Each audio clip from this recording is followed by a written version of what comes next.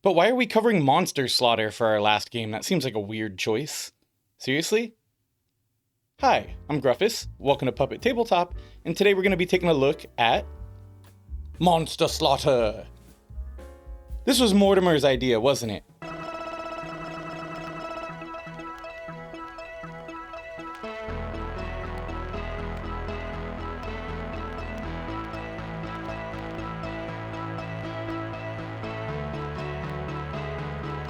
Monster Slaughter!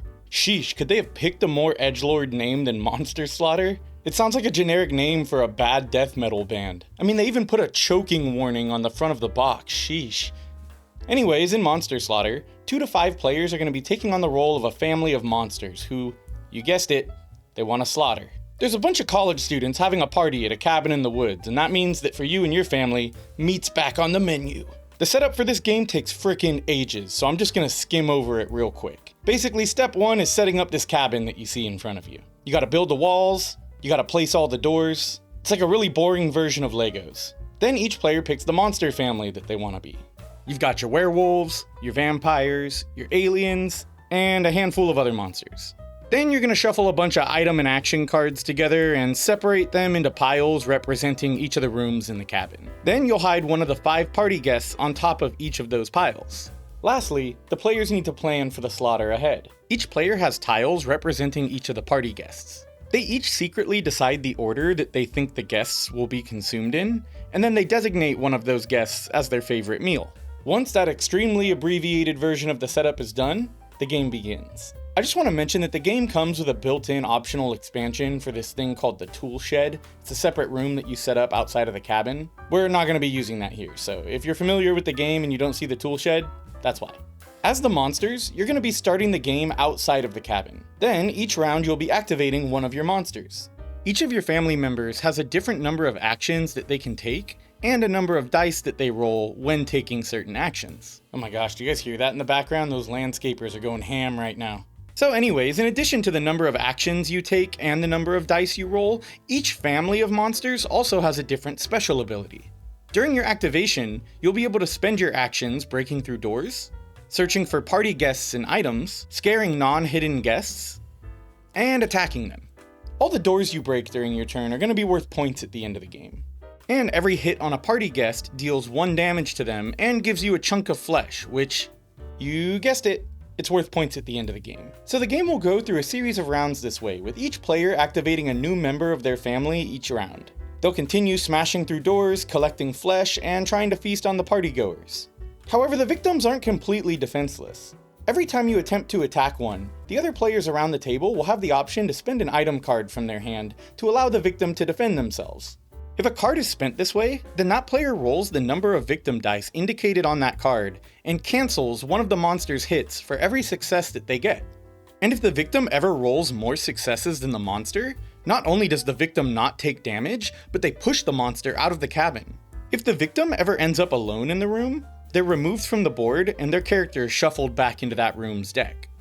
So you're probably thinking to yourself right now, that's it? You're just running around the cabin searching for people and then rolling dice to hit them? I mean, yeah, pretty much. But the strategy and the challenge really come into play when you take into account the death order and favorite meal that you picked at the beginning of the game. That's because when a victim dies, everyone reveals where that victim was in their death order, and if they guessed right, they get a brain token worth 3 points. And if the victim that died was that player's favorite meal, and that player was the one that landed the killing blow on them, boom, 5 points. Once the final round ends, or if all victims are dead, the game is over and everyone tallies up their points to determine the winner. Now, if you're familiar with Monster Slaughter, you may have noticed that I've skipped over some of the rules. And that's because, well, there's a lot of specific conditional rules, as well as side systems that aren't crucial to understanding the core gameplay loop. So keep in mind that the game is slightly heavier than I've described, but it's still a pretty light game.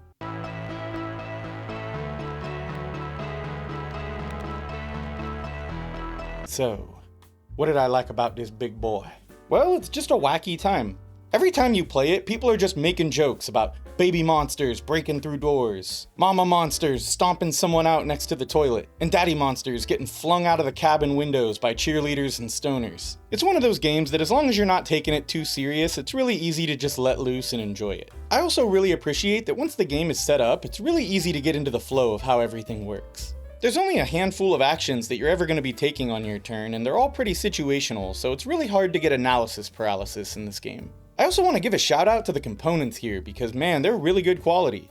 The miniatures are a nice, durable plastic, the cards feel pretty decent, and the board is held up pretty well with all the setup and teardown that it has to go through every time I've broken it out. Lastly, if you've ever seen any of my other reviews, you know that I love me a cartoony, exaggerated art style. While the majority of the art in the game is just the monster and party guest cards, the characters are really expressive and cartoony in proportion, which immediately appeals to my immature sensibilities. I just absolutely love this artist's style.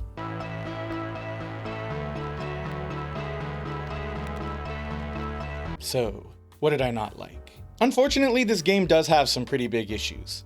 First off, the game is really unbalanced. It's fun enough if you just want to pound some beers and chuck some dice, but if you want a tight experience, this definitely is not that. Some of the monster families have abilities that are just way more useful than others. Plus, the turn order can really do a number on your chance of success in this game. On top of that, the player count can really swing the way that the game feels. At higher player counts, too much can happen between turns. This means that you don't really get a fair shot at achieving your objectives. While at lower player counts, it feels like there's a better chance of accomplishing your goals, but it also comes at the cost of, well, party guests just dying really easy. It just feels like every player count has its drawback. I've yet to find a player count that really feels perfect to me. Also, I have to talk about the setup time in this game. Every time you want to set this game up, it's like knocking out an entire list of chores. You've got to build the cabin, build the tool shed if you're using it, build the ring around the board. You got to separate all of the cards. Then you've got to set aside all the cards belonging to all the monsters that are being used. I'm not even halfway done yet. You got to pull out tokens. You got to randomize party guests.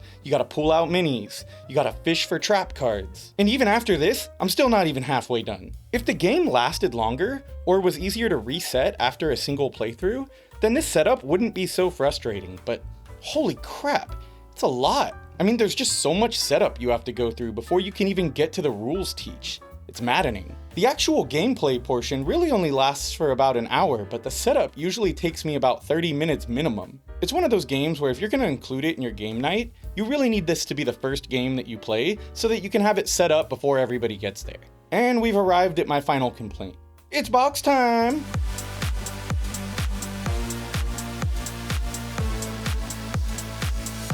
Unfortunately, it's really just not a great box. They tried to be creative by using the box bottom as the central cabin in the game board, which works fine enough, but in order to make it usable, they had to make the walls of the box bottom less than half the size of the box topper. This means it's not even possible to close the box using just the bottom and the topper. Instead, the bottom and the top have to be closed over a plain cardboard box that actually serves as the real box. But even this one's not that good of a box. Inside, the insert is just flimsy, clear plastic. I mean, it's nice that they designated spots for the minis and the cards, but everything else? I don't know where this stuff is supposed to go. I've even tried organizing it by component type, and it doesn't properly fit all of the components. And God forbid that you purchased the expansion. Oh my gosh, don't even get me started on that thing. Not only does the expansion box not even close itself, it doesn't even fit in the base box, and it ruins the game.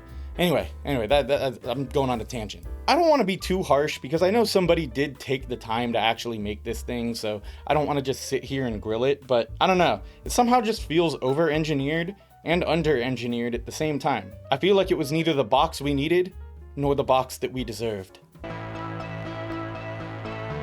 This Halloween, don't be afraid of ghosts and ghouls. Ooh, I'm the ghost of someone who ran out of Splorgle Blast. Be afraid of running out of Splorgle Blast. Never let the party die.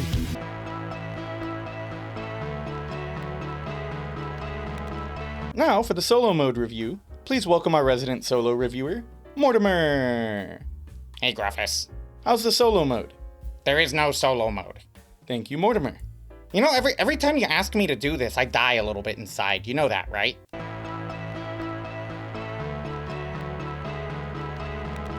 So that's Monster Slaughter. It's a game with a fun theme, light and straightforward gameplay, and it's definitely not a game that you should take too serious. And while it's fun if your group has the right vibes for it, it just suffers from too many flaws in my opinion to make it worth it.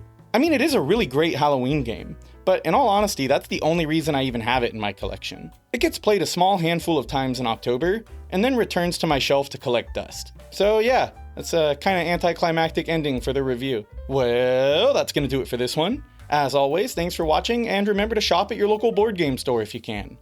Oh, we did it! Oh my gosh, 5 Halloween videos in the bag. Oh, now time to figure out how to not get murdered by Vinny.